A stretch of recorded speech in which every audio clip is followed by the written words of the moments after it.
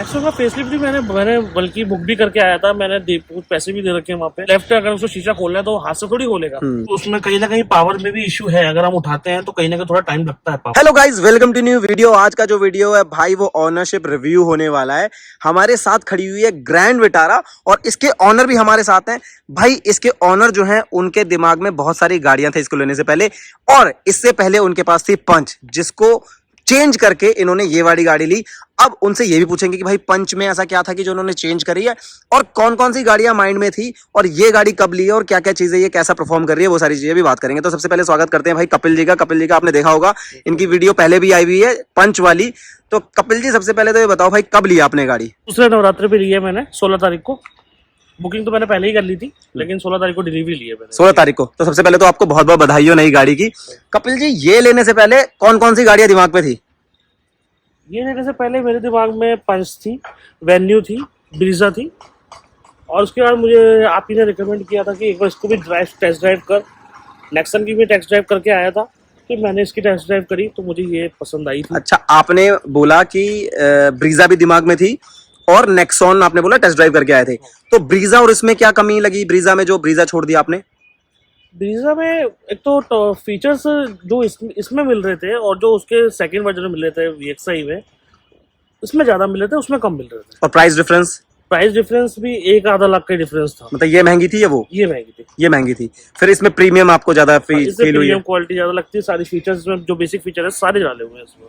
ठीक है। आपने बोला नेक्सॉन भी आपने ड्राइव करी, उसको चला के कैसा फील हुआ? नेक्सॉन सही है, टाटा की गाड़ी है, 5 स्टार रेटिंग है, बट कैबिन स्पेस और बाहर से देखने में तो ये दोनों गाड़ी प्रीमियम लगती है। वो कहीं ना कहीं एक अंडा की शेप में बनी हुई, मतलब छोटी गाड़ी लगती है। छोटी लगती है, ये ज्यादा बड़ी और प्रीमियम लगती है। हाँ। अच्छा, आपने एक चीज और बोली कि पंच भी आपके माइंड में थी, तो आपके पास पहले भी पंच थी? हाँ, पहले पंच थी और कुछ चला ली थी। मैंने कहा दोबारा पंच ही लूंगा, मेरी पंच का एक्सीडेंट हो गया था तो वो फिर लॉस ऑफ में चली गई। तो अच्छा, टोटल लॉस में चली गई। तो मैंने सोचा था कि वही लूंगा दोबारा। फिर किसी ने मुझे सजेस्ट किया कि एक बार जब चला लिए, और मेरा भी मन नहीं था कि जब चला रखी है तो दूसरी लूँ, अपग्रेड करूँ। तो फिर मैं ब्रीजा या वेन्यू देख रहा था, फिर एकदम से मुझे ये सजेस्ट हुई तो मैंने फिर इसको देखा। और वेन्यू भी आपने बोला, अब वेन्यू में क्या प्रॉब्लम थी? वेन्यू गाड़ी अच्छी थी, बस की माइलेज का इशू था। वो जो माइलेज बता रहे हैं बहुत कम आती है, माइलेज ज़्यादा नहीं है हुंडई की गाड़ियों में, इस वजह से मैंने इसको रिकमेंड किया। ठीक है। तो आपने अभी सेकंड नवरात्र पे ली है और आज अष्टमी है। हाँ। जब हम ये वीडियो शूट कर रहे हैं, ज्यादा दिन नहीं हुए, मतलब 4-5 दिन ही हुए। कितनी चला लिया आपने? अभी सिर्फ एक रात में एक चक्कर काटा था बस, और तो टोटल अभी मतलब जो रीडिंग दिखा रहा है वो कितनी दिखा रहा है? 63 के आसपास दिखा रहा है। ठीक है, 63 चली है। हाँ। तो चलने में कैसी है? चलने में बहुत बढ़िया। अच्छा ठीक है, अभी क्योंकि ज्यादा चला ही नहीं है, बट आपने जो भी थोड़ा बहुत चलाया है इसको, आपने नेक्सॉन भी चलाई है, आपने ब्रीजा भी चलाई है, और आपने वेन्यू चलाई थी क्या? वेन्यू नहीं चलाई। ठीक है, ब्रीजा और नेक्सॉन, उन दोनों को चलाने के बाद इसको चलाने के बाद क्या डिफरेंस फील हुआ? क्योंकि ब्रीजा के अंदर सेम 1.5 लीटर का इंजन आता है, नेक्सॉन में 1.2 लीटर टर्बो इंजन आता है। नेक्सॉन का टर्बो वाला चलाया था मैंने, तो चल तो गाड़ी अच्छी रही थी और निकल भी आराम से रही थी, क्योंकि थोड़ी छोटी गाड़ी है तो कट वट लेने में ज़्यादा दिक्कत नहीं हो रही थी। कैबिन स्पेस जरूर उसका कम था, लेकिन रोड पे सही प्रेजेंस थी उसकी।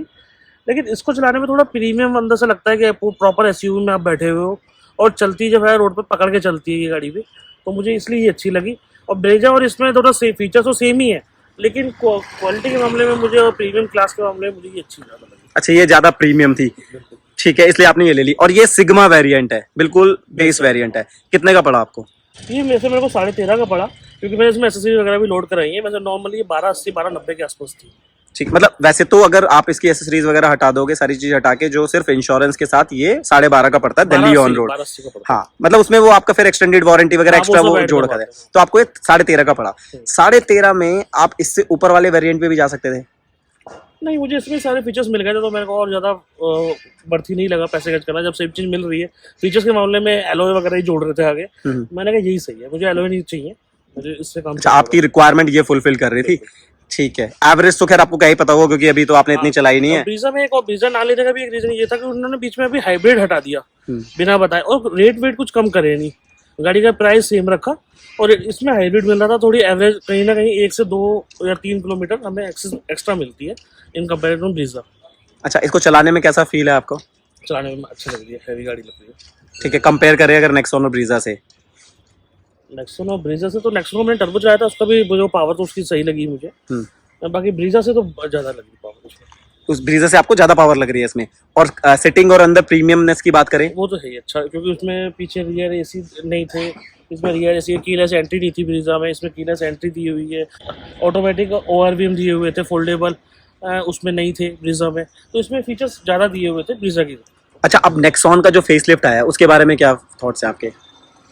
नेक्सॉन का फेसलिफ्ट भी मैंने बल्कि बुक भी करके आया था, मैंने कुछ पैसे भी दे रखे हैं वहाँ पे, अभी लेने हैं। लेकिन फेसलिफ्ट जो मैंने देखा उसमें जो तीसरा वेरिएंट आ रहा था वो मेरी रिक्वायरमेंट को फुलफिल कर भी रहा था, लेकिन उसके प्राइस सेम इसी के प्राइस के नियर अबाउट आ रही थी, 12.5 से 13 के आसपास। तो जब मैंने कहा जब उसको वही लेनी है तो फिर मैंने कहा ये लेते हैं, ये थोड़ा बड़ा लगती है, थोड़ी बड़ी भी है, हाँ, थोड़ा स्पेस भी इसके अंदर ज्यादा है, थोड़ा प्रीमियमनेस भी ज्यादा है। खैर, हालांकि उसको भी बहुत अच्छा बना दिया, इंटीरियर वगैरह में फीचर्स काफी ज्यादा दे दिए हैं। बाकी मैंने एक्चुअली उसमें 12.5 लाख में भी उसमें ऑटोमेटिक फोल्डेबल ओवरव्यू नहीं आ रहे थे, 12.5 लाख रुपए में भी उसमें मैंने उसके फीचर्स देखे थे, उसमें नहीं लिखा हुआ था कहीं भी। तो मैंने कहा जब ये फीचर्स तो कम से कम चाहिए, क्योंकि आपको लेफ्ट अगर उसको शीशा खोलना है तो हाथ से थोड़ी खोलेगा, इसलिए चाहिए था बड़ी गाड़ी में।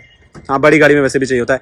इसके अंदर सिर्फ मुझे जो पर्सनली लगता है वो एक कमी लगती है कि आपका स्टीरियो इसके अंदर नहीं आता है, बाकी कंट्रोल्स भी जो है इसके अंदर वो आ जाते हैं। तो एक बार भी वो लगा के दे रहे थे मुझे, वारंटी के अंदर ही थे, हाँ। मतलब उसके जो एक्सटेंडेड प्राइस के एसेसरीज का बना रखा है इन्होंने, पर मैंने लगवाया नहीं क्योंकि उसमें वो 360 कैमरा सपोर्ट नहीं कर रहा था, तो मैंने इसलिए ये लगाया ताकि 360 कैमरा, मुझे अब मैं बाहर से स्क्रीन लगवाऊंगा उसमें 360 सपोर्ट होगा। ठीक है, आप एक बार अंदर चल के देख लेते हैं क्या क्या चीजें ऑफर करती है। सबसे पहले अगर फ्रंट से आप देखोगे ना, मतलब एक्सटीरियर की अगर आप बात करोगे तो आपको भाई ये बेस वेरिएंट है या टॉप वेरिएंट है ये पता नहीं चलेगा, क्योंकि एग्जैक्टली सेम आता है, चाहे वो डीआरएल हो चाहे इसके प्रोजेक्टर हेडलैम्प्स हो, वो एग्जैक्टली सेम आता है। बस आप पहचान सकते हो इसके टायर के व्हील से, क्यों? क्योंकि उसके अंदर अलॉय आता है टॉप वेरिएंट के अंदर और इसके अंदर स्टील रिम्स आते हैं, लेकिन साइज आपको एग्जैक्टली सेम मिलेगा, जो है 215/60 R17 इंचेस का। तो एग्जैक्टली सेम साइज का टायर आपको टॉप वेरिएंट में मिलेगा।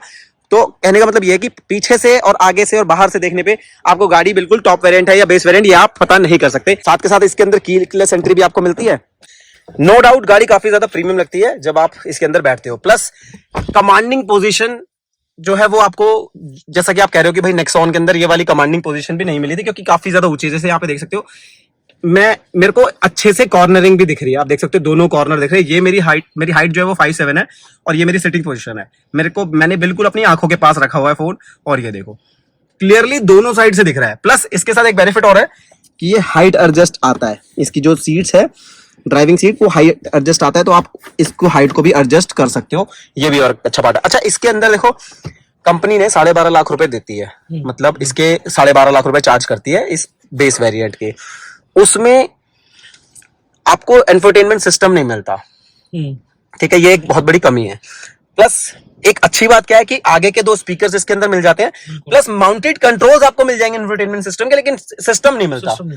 तो इसके अलावा और कोई ऐसी कमी जो आपको लगती है कि यार ये भी इसकी कमी है, ये इसके अंदर मतलब 12.5 लाख रुपए चार्ज करने के बाद ये तो एटलीस्ट आना चाहिए था? नहीं, इसके अलावा तो मुझे फिलहाल अभी कोई कमी नहीं दिखती इसमें। बाकी पैकेज तो उन्होंने बनाई रखा, अगर आप 30-35-40 हजार रुपये और देते हो तो वो स्क्रीन वगैरह सब लगा के दे रहे हैं, आपकी पीछे के स्पीकर भी और स्क्रीन भी लगा के दे रहे हैं। बट कैमरा लगवाना था, इसी वजह से स्क्रीन नहीं लगवाई मैंने। बाकी इसमें मुझे कोई फीचर्स के मामले में तो सब सही लग रहा है, मुझे कोई ऐसे मेरे को और किसी फीचर्स की ऐसी रिक्वायरमेंट है नहीं, होता तो ठीक है, लेकिन अभी फिलहाल इसमें इनफ फीचर्स है। ठीक है, बाकी पंच, इससे पहले आपके पास पंच थी, तो पंच जो है भाई ये दोनों सेगमेंट तो बिल्कुल अलग है, बिल्कुल कंप्लीटली डिफरेंट है, क्योंकि वो 12.5 लाख तक आती भी नहीं है और ये 12.5 लाख रुपए से स्टार्ट हो जाती है। तो पंच के चलाने के बाद इसको चलाने में क्या डिफरेंस? फर्क है, सेगमेंट ही फर्क है एक्चुअली। पंच 3 सिलेंडर है, ये 4 सिलेंडर है, वो ये 1500 सीसी है, वो 1200 थी। तो पावर में और फिर उसमें कहीं ना कहीं पावर में भी इश्यू है, अगर हम उठाते हैं तो कहीं ना कहीं थोड़ा टाइम लगता है पावर में। तो इसकी पावर तो स्टार्टिंग से ही उठ जाती है गाड़ी तुरंत बिना क्लच दबाए। तो इसको भगा के देखा भी आपने, जो आपने कहा थोड़ा ही चलाया मैंने, तो उसको चला के हाईवे वगैरह पे या तेज ऐसा कुछ खींच के देखा? चलाई नहीं, लेकिन मैंने टेस्ट ड्राइव में जब चलाया था तो मुझे इसका पता चल गई थी पावर इसकी। मैंने देखा था कि अच्छी खासी रेस ली थी, जैसे मैं एक्सीलरेटर दबाता था गाड़ी भगती थी। ठीक है, तो मतलब इससे कंप्लीटली अभी तक तो सेटिस्फाइड हो, बाकी आगे चलाओगे जब पता लगेगा कि भाई कैसी क्या चीज है। तो यही रीजन था भाई इनका ग्रैंड विटारा लेने का। लेकिन एक चीज मुझे बहुत अच्छी लगती है कि देखो आर्मरेस्ट वगैरह, उसके अंदर स्पेस वगैरह जो है ये बेस वेरिएंट से ही देते हैं।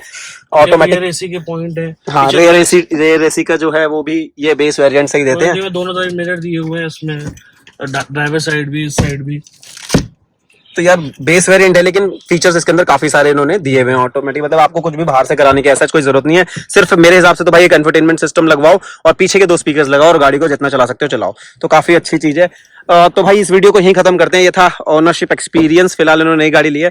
तो बाकी अगर वीडियो अच्छा लगा हो उसको लाइक कर दीजिएगा, कमेंट करके जरूर बताइएगा ग्रैंड विटारा आपको कैसी लगती है। भाई जिस प्राइस रेंज में ये आती है मुझे सच में बताऊं बहुत अच्छी लगती है। और चैनल पे नए हो तो सब्सक्राइब कर दीजिए। मिलते हैं ऐसे किसी नेक्स्ट वीडियो में, बाय बाय।